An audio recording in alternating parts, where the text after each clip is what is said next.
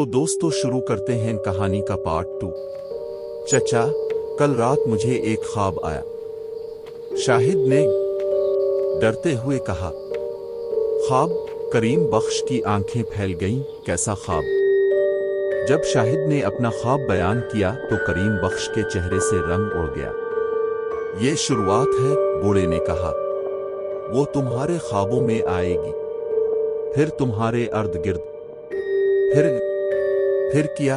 शाहिद की आवाज कांप रही थी। फिर वो तुम्हें अपने साथ ले जाएगी, इसी दरख्त पर जहां उसने खुदकुशी की थी। इस रात शाहिद ने सोने से इनकार कर दिया। उसने अपने कमरे में तमाम लाइटें जला दीं, दरवाजा बंद कर लिया। मैं नहीं सोऊंगा। अगर मैं जागता रहूंगा तो वो ख्वाब नहीं आएगा, उसने सोचा। लेकिन रात 2 बजे के बाद थकन ने इसे मजबूर कर दिया। इसकी आंख लग गई। इस बार ख्वाब और ज्यादा वाज़ेह था और ज्यादा डरावना। शाहिद फिर बाग में था, लेकिन अब सब कुछ सियाह और सफेद था, जैसे कोई पुरानी फिल्म। नूरजहां पहले से वहां खड़ी थी, बरगद के नीचे। तुम फिर आ गए, इसने कहा। इसकी आवाज में अजीब सी खुशी थी। अच्छा है। मैं अकेली थी, बहुत अकेली। मुझे जाने दो, शाहिद चीखा।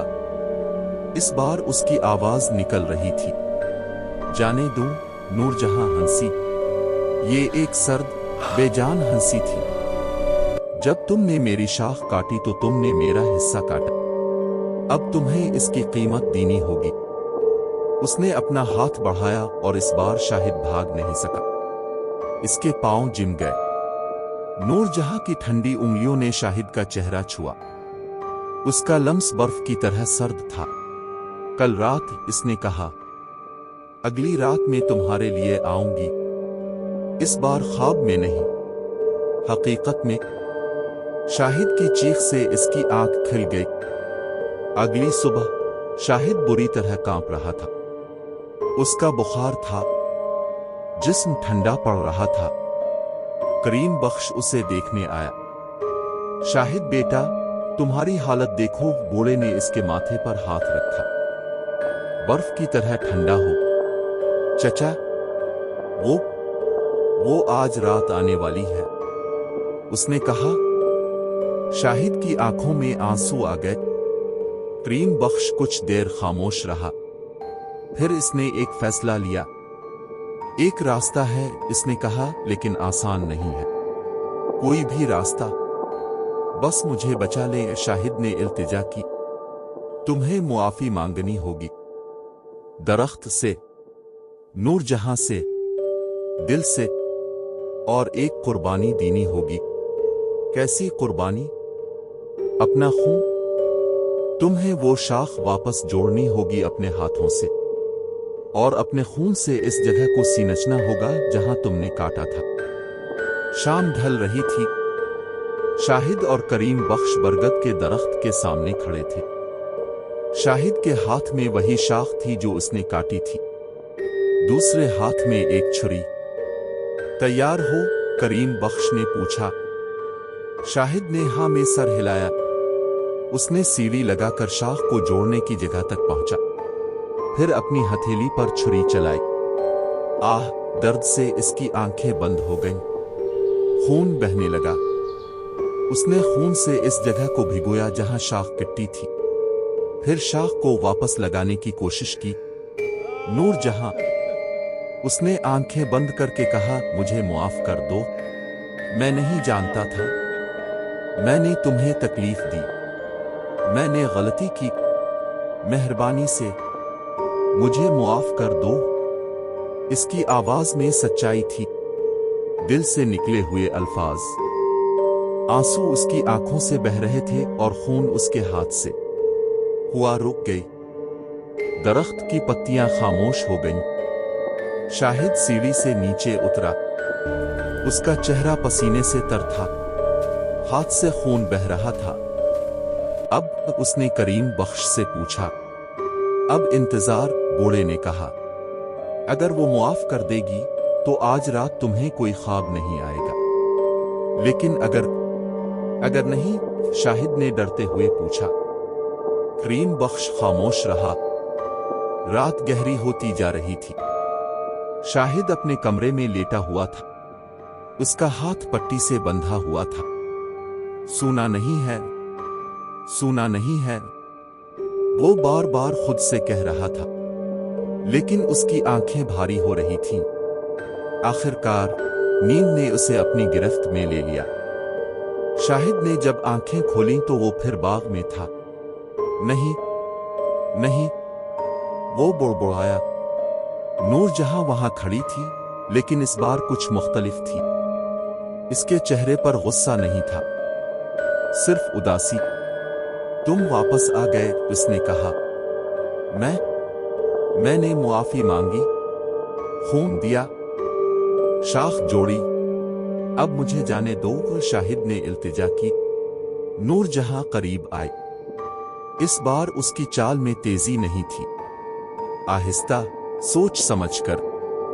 तुम्हारी आंखों में सच्चाई है, उसने कहा। तुम वाकई नादान थे, बुरे नहीं। उसने शाहिद का हाथ पकड़ा।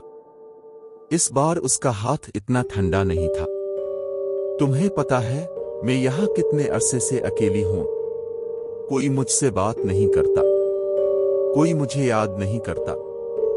शाहिद ने इसकी आंखों में देखा। गुस्से की जगह अब सिर्फ तन्हाई थी।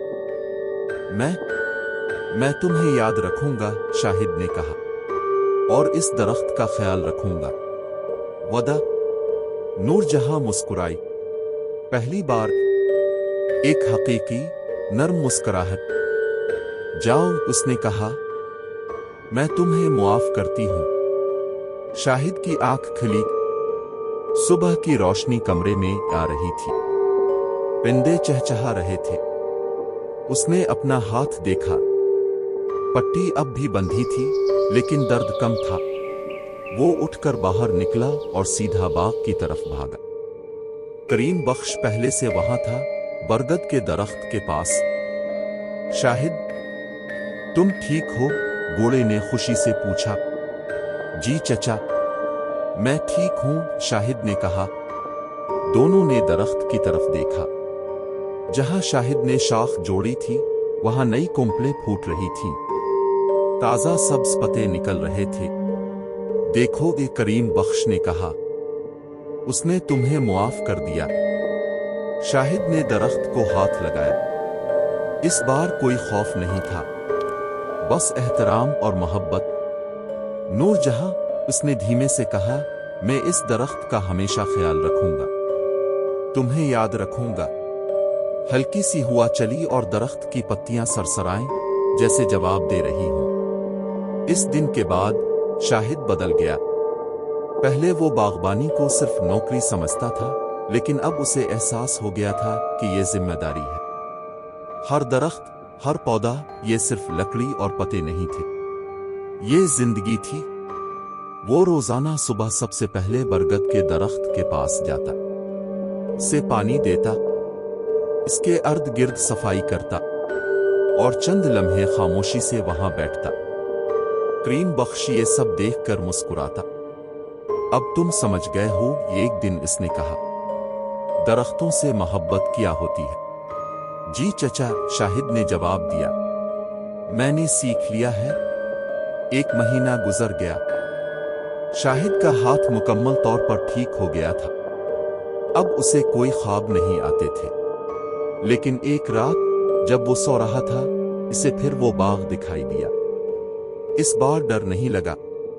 नूरजहां वहां थी, लेकिन अब वो पहले से मुख्तलिफ लग रही थी। इसके चेहरे पर सुकून था। वो मुस्कुरा रही थी। तुम वदा निभा रहे हो, इसने कहा। मैं खुश हूं। तुम नाराज तो नहीं? शाहिद ने पूछा। अब नहीं, नूरजहां ने कहा। तुमने मुझे दिखाया कि अभी भी कुछ लोग हैं जो परवाह करते हैं, जो गलतियों से सीखते हैं। वो दरख्त के पास गई और उसके तने पर हाथ रखा।